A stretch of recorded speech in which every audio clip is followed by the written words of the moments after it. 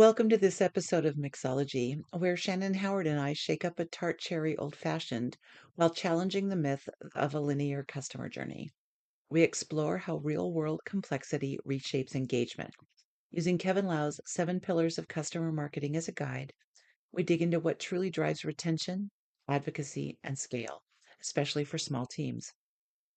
Here's the ingredient list: 1 ounce of simple syrup, 3 dashes of bitters, 1 ounce tart cherry juice, 12 cherries or so, and 2 ounces of bourbon.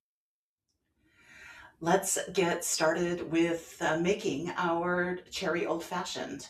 I have a mixing glass and I'm going to go ahead and put some cherries, some tart cherries in there.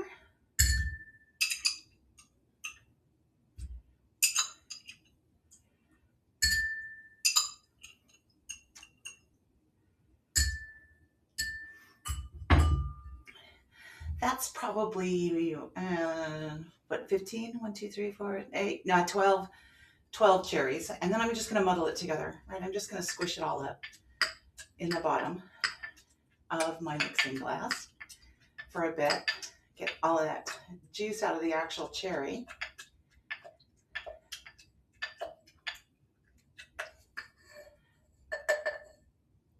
And then to that, I am going to also add a little bit of cherry juice. So the recipe's earlier, so if you missed it, go ahead and grab that. But that was 1 ounce. I've got some simple syrup and a little bit of bitters.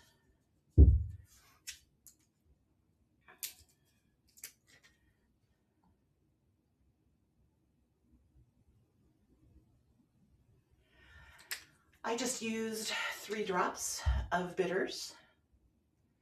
And then we've got here, there's the bourbon. And I'm going to throw in some ice there a little bit. Just stir things up.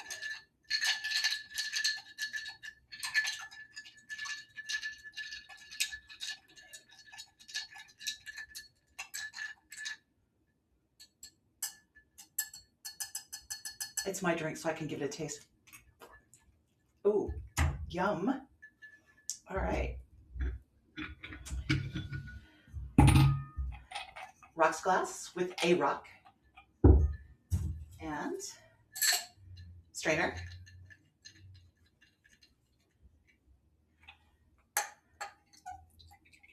And away we go.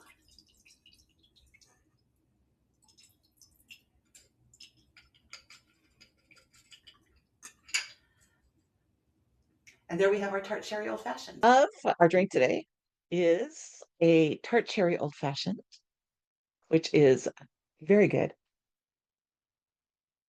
Directions ahead, mix it all up, go for it. Review, pause, make it, come back, sit down. And as we focus on that, we're also going to talk about a post that Kevin Lau did last year where he talked about purpose driven engagement and kind of bend what the customer experience looks like through a customer marketing lens, right? Is that's kind of the way I read it and the way that it came out in my eyes. And Shannon and I talk about this a lot in our conversations where it's like, where, how do we fit? What happens? Where does it go? And this, I think, helps clarify a lot of that. So the first question that I want to talk about with you, my friend, is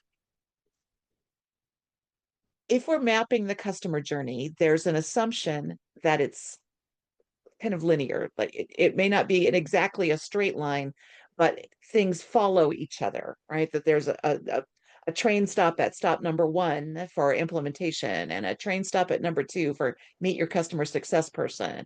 And you just go from train stop to train stop. And what do you think if about that in general, about that kind of a statement? Mm-hmm. Um, I think we want, for the sake of planning, organization, structure, to have kind of entrance and exit criteria for stages, right? Like what does implementation entail? When does it end? What is the handoff? And I think those are helpful from like a service level agreement standpoint or building life cycle stages. Like you have to have some way to bucket and categorize people. But I also think we all know that journeys are never linear, right? It's what you thought. I mean, think about you even go to your kitchen to grab something, and most of us find ways to do all kinds of other things on our way to the kitchen, and then we get to the kitchen and we're like, wait a minute, what was I even doing here? And it's like I just think that that's the non-linear experience is the real journey. It is helpful to have these kind of guardrails and stations using your language, but it's like I don't think that that's realistic, and we should have that in mind when we're kind of building our programs. I agree. I think that we meander a lot more than that that structure provides for in real life. Mhm. Partly because we see a lot of change that happens. Stakeholders leave, new stakeholders come in, uh, people advance or opt out, right? Retirements, children, life changes, all say, I'm going to move to Portugal and I'm not going to work when I get to Portugal. I'm just going to just say goodbye to all of it.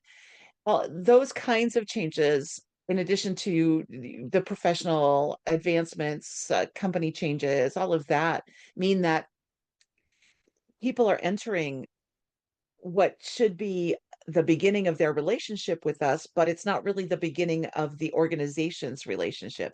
And how do we then delineate, right, the people that are a Mhm. part of this customer relationship and make sure that we're giving them the history that they need to understand without a meandering, right? Without some kind of circle that Mhm. takes them back to kind of the beginning so that Mhm. they can be a part of the history that we've Mhm. already established, because we know that understanding that also can breed longevity, right? Which is Mhm. what we're trying to stop churn with all of this as we go through it, right?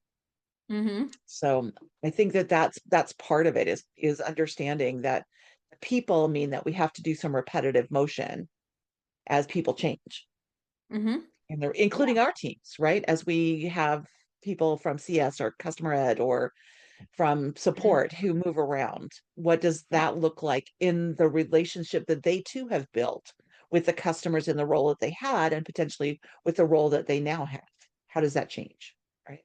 And I think we talked about multi-threading before, right? On both sides of an organization. We think you typically of multi-threading as let's be multi-threaded on their side. In the case of departure, we don't think about multi-threaded on our side of the inevitable shift. And I think what we're talking about is yes, have you maybe have a clearly defined customer journey, but where people are, even within an account, can be totally different because you might have a new admin who joins or a new program owner, a new whatever, a new executive sponsor, and they're entering their early stages of the journey and thinking about that proactively, which a lot of companies don't. And there's something about as your programs evolve, like you start with the one version and then you create these other versions, which I know we'll talk about. But thinking about like I think about this a lot with onboarding. Most people have account onboarding. What does it look like to implement, get started, set up permissions, billing, all of that, and then learn the product? They don't think about new user onboarding to the point where a lot of products are built without any way to identify a newly added admin user. There's no trigger there that says this is a newly added admin who now needs to learn not only the platform but what we even are. Sometimes people are added to a platform and they have no context for who you are, why your company has a subscription, or to your point, the history of the relationship. And so we want to be thinking about like that is actually the norm, not the exception. So how do we think about that proactively? And I think that when Kevin put together his list of what customer marketing looks like, I think he kind of takes that into account, right? Because he Mm-hmm. started with the executive customer engagement. That's that big multi-threading part of it that we tend to forget about sometimes. once the Mm-hmm. account is signed, right? And understanding what that can look like. And then we have the voice of the customer as a way to get the information that we need to move forward. How Allison, of course, is probably Bukowski is one of the best, I think, at really publicizing what that looks like in the way Mm-hmm. that she works, right? Human first, relationships first, every step of the way. Communities, right? The community engagement, the fact that we're building a community of practice and potentially a community of industry, Mm-hmm. right? Customer education fitting into that realm, and the focus that we have there on the partnerships that we build Mm-hmm. across just what learning can do. Mm-hmm. Customer advocacy, which is the one that people think of most often. I think when they think about customer marketing, they equate them, right? When you say customer marketing, it equals customer advocacy. When it's bigger than that, right? It's Mm-hmm. really more than that. Life cycle and retention marketing, again, a little bit different take on where they are, what they need, how we can make sure that the customer is successful while at the same time making sure they understand how our product can help them become Mm-hmm. successful in more ways than they originally purchased, Mm-hmm. right? Which I think we're now calling digital CS. Mostly, I think so. Yeah. Yeah. And then customer communication, just the fact that I want people to understand newsletters and I want them to be what happens in positive experiences and negative experiences. If we have an outage, heaven forbid, where does Mm-hmm. that come from? How is it communicated? How many times are we touching people in a week? I Mm-hmm. read in a post end of last year, maybe 7 is the magic number. 7 touches in a week is good. Anything less than that, and you're probably not making your way through the noise. Anything more than that, and they're going to think you're spamming them. And Mm-hmm. so, Well, and thinking too, right? Air traffic control of different types of communications, because you mentioned newsletters, but then we have product release and product update emails. We have marketing emails. We have platform emails, right? If you use a tool like SendGrid or Customer IO to send out, whether it's usage stats or things like that, you're getting even just like billing reminders. You could be getting so many different types, and that's just email communication. Could also be in-app messaging. It could be one-off emails from your customer success team. It could be all kinds of things. So like thinking just more broadly, and I think that was something that stood out to me about Kevin's post is I've really thought for customer marketing to be successful, it depends on all these other things like that you really can't, right? You mentioned we think largely about customer advocacy. Advocates do not just happen. Advocates are the result of a really positive customer experience, which depends on all these other things. It depends on right. that life cycle and retention marketing, customer education. It depends on their what was I just thinking? Like community engagement. It's all these ways that they're interacting with us. They're finding value in our product, in the broader ecosystem that our product is part of. And then like once they find success, then they are advocating. But people who aren't plugged in, who are sporadically users of your product, who don't know how to use your product well, don't know what it's capable of, use it to this extent, usually are not the best advocates. They can't really speak to. Even though they may be solid in a particular use case of your Mhm. product, right? You know that they are solid in use case number one, and they are the perfect example of Mhm. what use case number one looks like in the real world.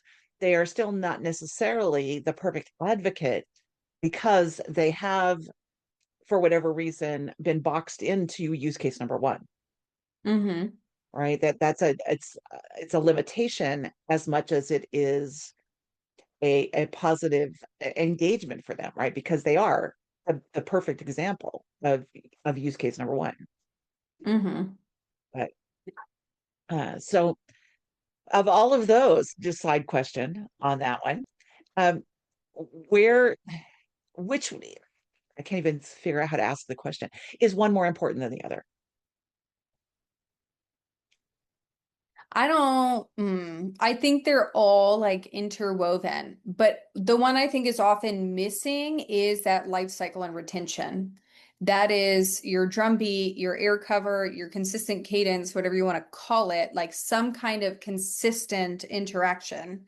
And I think that pulls in that that is a thing that surfaces advocates, that builds community and points people to community, that surfaces education, that's continually investing in people. I think that's a part that often gets missed, that then all these other things suffer because of it. So if you don't have that kind of life cycle retention motion, it's really hard to pull in all these other parts of the customer experience and make them successful. And it goes back to what we're considering to be what the basic life, the journey map looks like, right? Mm-hmm. Because I think that life cycle and retention is what you said, right? It's air cover for that journey in general, and how we interact really pulls that all together. But I think it also is the kind of the aggregate of communication Mm-hmm. and community, right? Because Mm-hmm. with, I think together they create a much more powerful investment in what is possible with our product, what would look good for you. Again, predictive, if we're going to bring AI in, right? This is a place where we can leverage what people do, how successful they are, and say, given that you match 8 of these 10 criteria, you might want to look at this as a use case for you. Mm-hmm. Other organizations who are in your wheelhouse, 8 of 10, right, also have seen success with this. So let's take a look at Mm-hmm. it. Let's see how, if that's something that will work for you. And if it is, sign you up. But the thought being that we are really working to help you become even more successful than you have been, right? And that's the, I think, how we scale that support to success, right? To customer success Mm-hmm. is leveraging those kinds of activities, is because we can, right? We have the big picture in ways that a customer health score doesn't necessarily provide, right? We have access Mm-hmm. to way more information Mm-hmm. to be able to point out and highlight those Mm-hmm. particular kinds of insights. In an ideal world, there's a head count for all of those, at least one. And we see successful teams who do get the opportunity Yeah. to do that, right? Kevin Yeah. has been one of those people, right? He Yeah. consistently grows his team to expand to what Mm-hmm. that flywheel could look like, right? With all of those positions and all of those tasks at hand. Most of us, however, our teams much smaller Mm-hmm. than the 7 opportunities, right? Or these are like responsibilities spread out between different people who may not even fully own, right? So voice of customer is probably happening on 5 different teams. And, communications could be happening in product, customer success, marketing, implementation and professional services. Like all of that, a lot of this is already happening. It just has no oversight. It lives in disparate places. It's totally disconnected. Um, and it's like a fractional part of someone's head count. It's not really like the full focus of their time, energy, and effort for the most part. I don't remember if it was in this call or in another conversation, but you talked kind of about the air cover thing, right? And the air traffic control. So do we then say that in a smaller team, Mm-hmm. customer marketing is really air traffic control? It kind of keeps track of Mm-hmm. what everybody's doing, doesn't necessarily direct anybody to do anything particular unless there's a requirement, right? Unless they're coming way out of left field, or the little radar screen is going, hello, right? In some kind of way. But I think that that's a way that we could think of it in those smaller teams, because the transactions are happening. They just may not be happening with you or the 1 or 2 people that you most closely deal with. And how do we build the communications? I've been talking a lot about it, communication bridges instead of those silos, right? Building bridges Mm-hmm. Yeah. between the different teams. How do we find the teams to build bridges with, to find if they're actually doing these things that we know are happening? They have to be happening. So how do we find out who's doing it? Mm-hmm. Well, I think customer education, customer marketing are both inherently cross-functional. And so this probably also depends on your company size, right? It's totally different to be at a mid-market company, enterprise company, totally different, or like a startup. Um, so probably depends on your company size. I think a lot of our work is cross-functional, and a lot of what we're doing, hopefully, is we're networking around the business to say, Kristine, tell me a little bit about you. Who are you? What's your role? What are the types of things that you work on? And this is something that I'm doing in the early days of customer marketing at a company is I'm working the business, that I'm going around, I'm making friends and influencing people and just trying to get to know who is who. And then when new people join, I'm on their calendar in the first 2 weeks. Hey, welcome to the company. Would love to learn a little bit more about you. What made you choose our company? Let me share with you a little bit about what I'm working on, and then maybe there's opportunities to collaborate. So I'm opening those communication bridges that you're talking about, but then we're learning a lot of this along the way.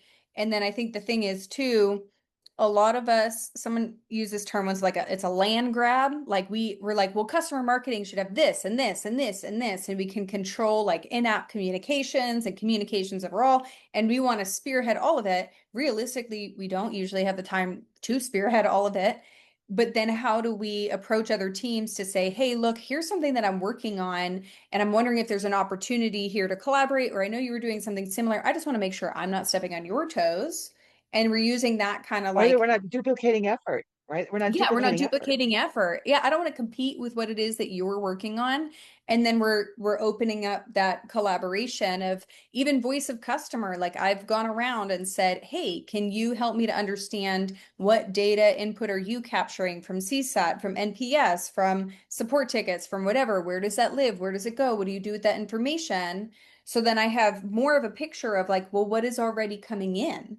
And is it being used? Is it being distributed? How is it being distributed? What's missing? And then it gives you more of that picture. But I think a lot of this is just going around and building bridges and making friends. I think to a certain extent, it's a part of who we are when we get into this part of the Mhm. business, because it's hard to be in this part of the business and not build relationships, Oh because yeah. that's what customer marketing really is at its heart. It's Mhm. building relationships with your customers, with your coworkers, with the industry in which you practice, right? And I think that all of that plays out regardless of size, right? If you're a small team, you sometimes just have to work harder to find the people that do the things that you think need to be done, because they are probably already being done.